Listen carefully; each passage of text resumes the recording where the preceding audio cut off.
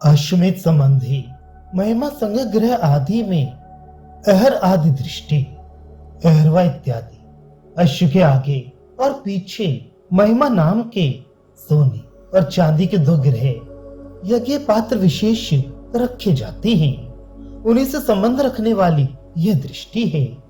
अश्व के सामने महिमा रूप से दिन प्रकट हुआ, उसके पूर्व समुद्र योनि है। रात्रि इसके पीछे महिमा रूप से प्रकट हुई, उसके अपर पश्चिम समुद्र योनि है।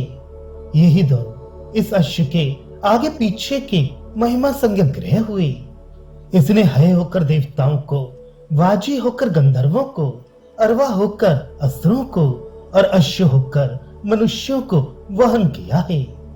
समुद्र ही इसका बंधु है और समुद्र ही उद्गम स्थान है। दीप्ति में समानता होने के कारण दिन ही स्वर्ण में ग्रह है। दिन ही इस अश्व के सामने महिमा रूप से प्रकट हुआ। सो किस प्रकार? क्योंकि यह अश्व प्रजापति रूप है। आदित्य आदि रूप प्रजापति ही दिन से लक्षित होता है। जिस प्रकार वृक्ष को लक्ष्य बनाकर बिजली चमकती है, उसी प्रकार इस अश्व को लक्षित कराकर दिन रूप स्वर्ण में महिमा संज्ञक ग्रह प्रकट हुआ है। उस ग्रह का पूर्व समुद्र अर्थात पूर्व समुद्र योनि है। योनि अर्थात प्राप्ति स्थान है। इसी प्रकार वर्ण में और निकृष्टता में समानता होने के कारण रात्रि राजत अर्थात चांदी का ग्रह है।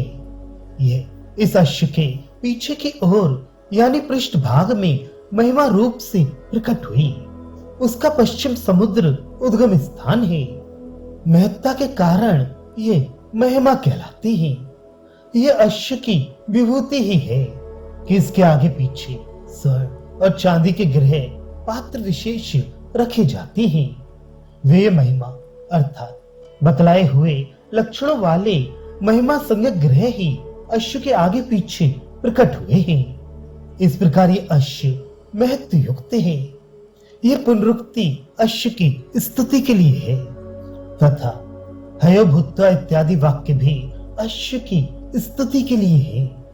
गति कर्मक ही धातु का रूप है अतः है का अर्थ विशिष्ट गतिमान है अथवा है अश्व की जात विशेष है होकर उसने देवताओं को वहन किया अर्थात प्रजापति होने के कारण उन्हें देवत्व को प्राप्त कराया अथवा वे देवताओं का वाहन हुआ।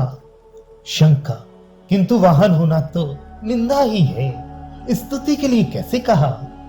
समाधान, यह कोई दोष की बात नहीं है। अश्व का वाहन होना तो स्वाभाविक ही है। स्वाभाविक होने के कारण देवादि से संबंध होना तो उच्च पद की प्राप्ति ही है, अतः यह उसकी स्तुति ही है। इसी प्रकार वाज आदि भी जात विशेष है, अतः इसका संबंध इस प्रकार है। वाजी होकर उसने गंधर्वों का वहन किया तथा अरवा होकर असुरों का और अश्व होकर मनुष्यों का वहन किया। समुद्र अर्थात परमात्मा ही इसका बंधु बंधन है, क्योंकि इसी में यह बांधा जाता है तथा समुद्री योनि यानी इसकी उत्पत्ति में कारण है। इस प्रकार यह शुद्ध योनि और शुद्ध स्थिति वाला है, ऐसा कहकर इसकी स्तुति की जाती है। अथवा अश्व जल में योनि वाला है। इस श्रुति के अनुसार प्रसिद्ध समुद्र ही इसकी योनि है।